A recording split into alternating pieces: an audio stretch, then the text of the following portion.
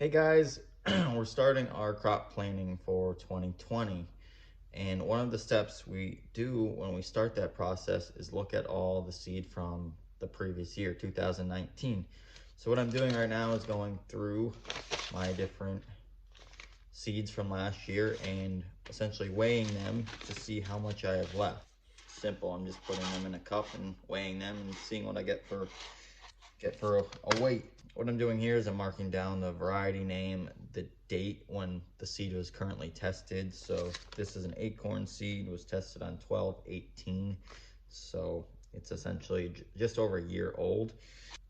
And then we're just putting it back in the package for now until we go to start our office crop planning side of things, where once I get to the acorn section and figuring out how much I need to plant for the 2020 season, I can look back in my records here to say, okay, I have 1 ounce of this left, I have 3 ounces of that left, which equals to X amount, X number of seeds. And that's kind of how I plan things out, is per row spacing, how many seeds I need to fill a row, especially in these certain things like squash and stuff that you're planting at maybe 12 to 18 inches apart, depending on your spacings.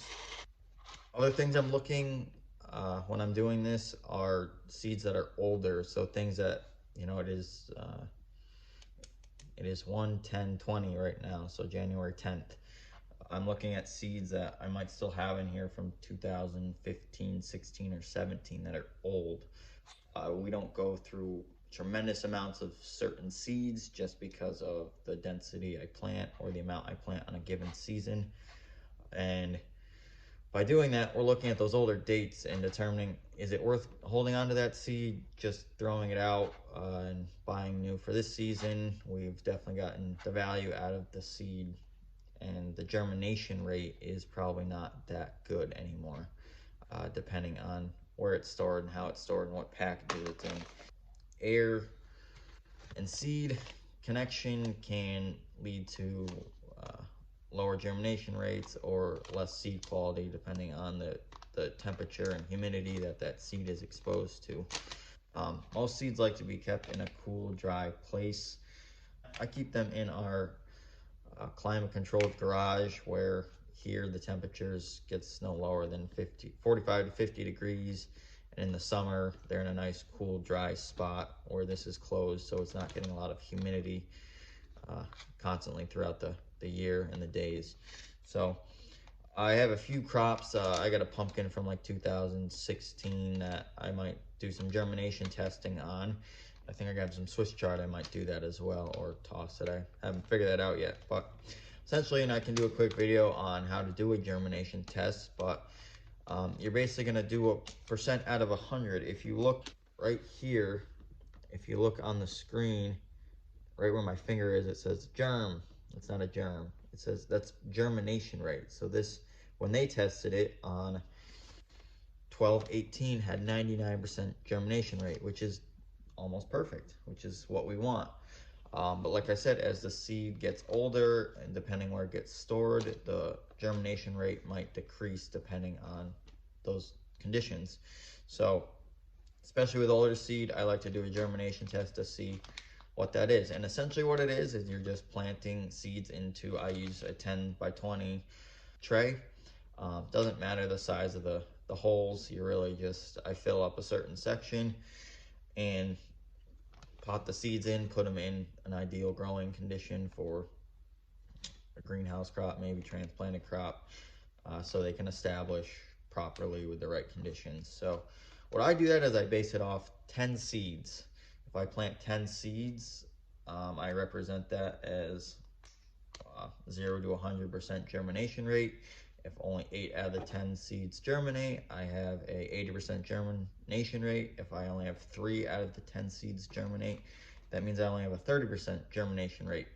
And that really comes down to, okay, is that seed worth keeping anymore? Maybe I can just throw it in with a large batch of plantings, and some of it might come up, it might not make a difference. Most cases, we try to buy seeds per season, so they're always up to date and the most recent seeds to plant. in case we have issues like this where we have excess seed. And you can really only buy seed per count or per weight.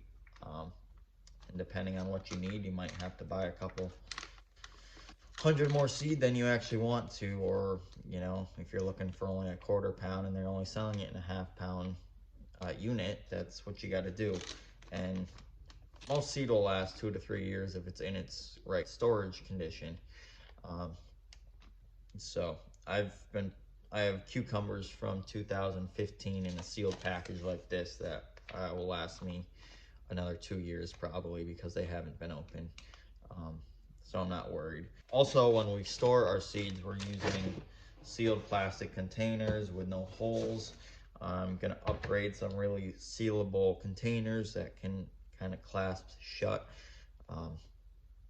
So, on really hot days when it's in here, they're in a better condition than just kind of being exposed to the air. So these work. Essentially, your seeds don't want to get wet. You don't want them super hot and super humid all the time. You could get sprouting, germination, depending on the length of that time. Highly doubtful, but it's possible. So making sure your seeds are in the proper storage conditions and places, dry and cool, are always things to look at. Seed is very expensive, especially organic seed, depending on what you're getting. So you want to be mindful of that and using it to your best advantage, and making sure you're not overbuying and underusing. So we're going to finish going through the seed right now. I did good this year where we didn't have a lot of excess seed, just kind of like a couple ounces of this, a couple ounces of that. So this year I can really go into 2020 season, be able to buy all new seed essentially. We'll use up the last year's seed first, depending on what we're planting, how we're planting. And then, by the end of planting season 2020, we hope to not have a lot of excess seed again. So it's kind of learning as you grow how much you're going to want to plant, and then the different units of purchasing things. So yeah, we'll do a video on seed germination in the next couple weeks. And if you have any questions, let us know. Thanks.